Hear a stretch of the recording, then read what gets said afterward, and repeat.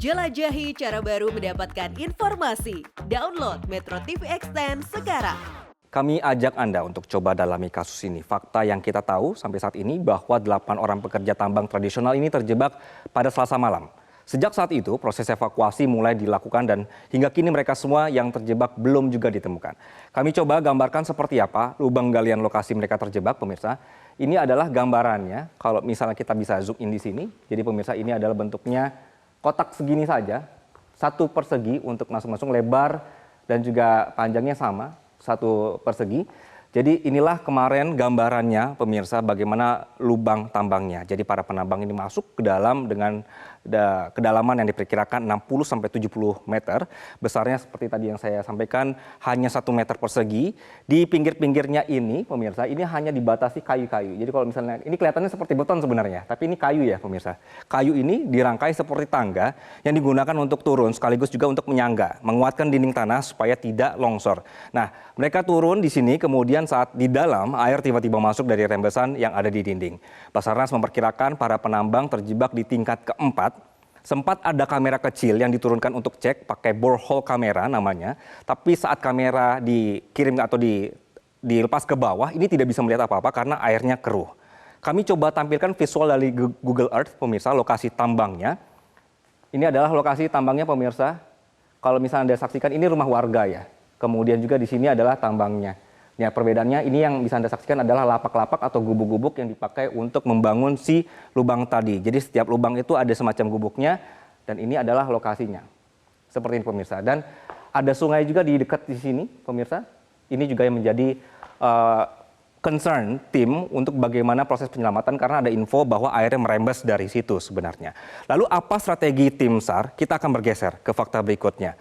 Kami coba ilustrasikan juga ini kondisi, lokasi, dan juga strategi yang dijalankan untuk evakuasi para korban. Strategi yang pertama, pemirsa, oke, jadi gambarannya adalah karena tadi Anda melihat ada satu lubang ke bawah, tapi sebenarnya pemirsa yang sudah dikonfirmasi adalah lubangnya seperti ini, kemudian turun ke bawah, ada turap-turapnya, jadi berbeda-beda seperti ini. Nah, ini ada informasi bahwa air terjebak, ini menjebak mereka itu di kedalaman 20 meter. Strategi yang pertama adalah bagaimana caranya ini air ini semua akan dibongkar atau disedot menggunakan pompa yang di sini ada 6 pompa yang digunakan saat ini.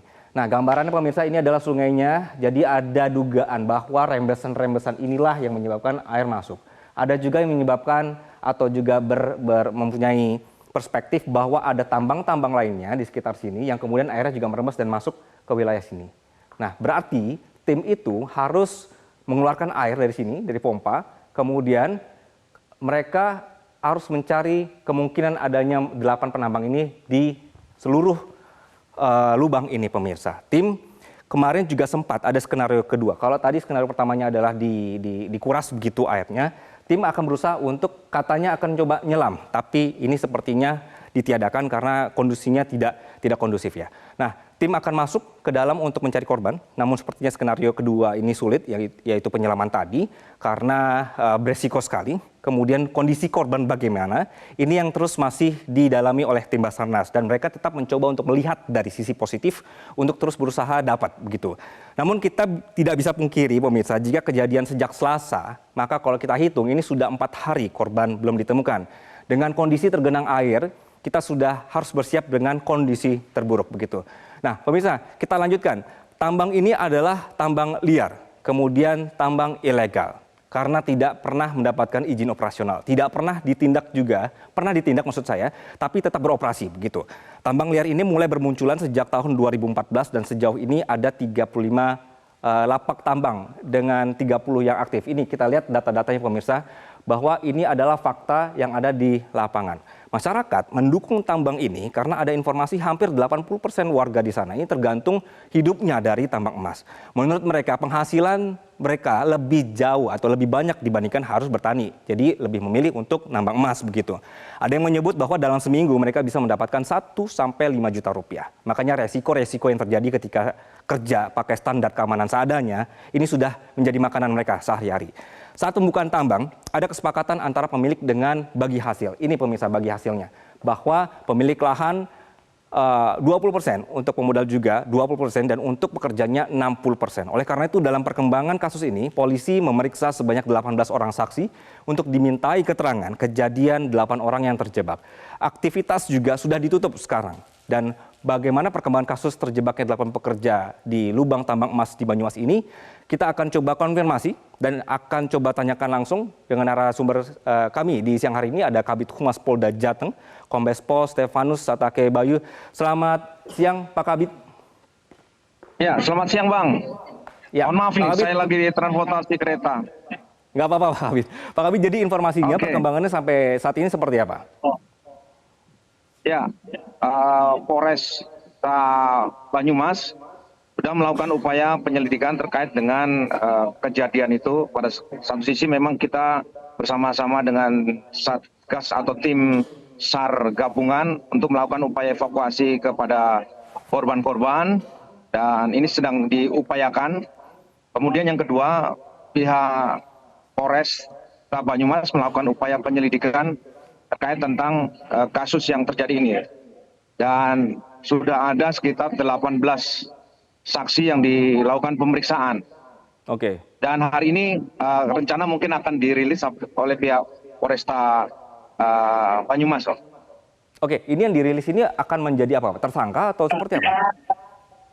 Ya, terkait tentang tidak pidana ya, karena kepolisian yang terkait tentang tidak pidana illegal mining yang dilakukan oleh mungkin mereka yang seperti pemilik atau yang bertanggung jawab terkait tentang kejadian itu.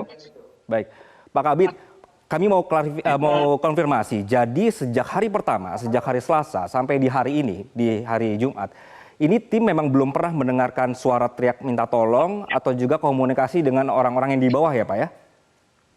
Ya, jadi penyampaian dari saksi, ada salah satu saksi itu memang mengetahui akan adanya air yang akan meluap dari dalam dan mau menyampaikan kepada orang-orang yang ada di dalam lubang, tetapi air sudah terlanjur naik, jadi tidak sempat untuk disampaikan karena air sudah terlanjur naik di lubang tambang tersebut.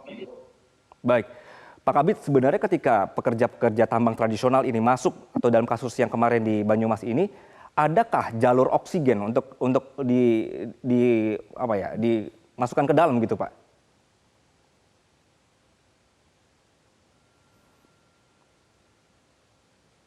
Bukan masuk ke dalam lubang menggunakan tambahan oksigen, ada. Biasanya seperti itu karena itu lubangnya dalam dan mereka menggunakan itu untuk mereka bernapas di dalam lubang tersebut. Oke, ketika peristiwa kemarin terjadi, lubang oksigen ini ada atau juga tertutup, Bapak? Ya, diperkirakan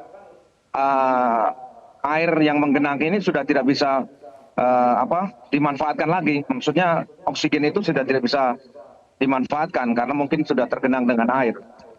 Baik, oke. Pak Kabid, sedikit soal kasusnya sendiri. Dulu informasinya polisi sempat menindak ya di tahun 2021. Bagaimana nanti dari kepolisian ini bisa memastikan bahwa penutupan yang kemarin dilakukan karena kejadian ini bisa terus permanen, Pak? Ya, memang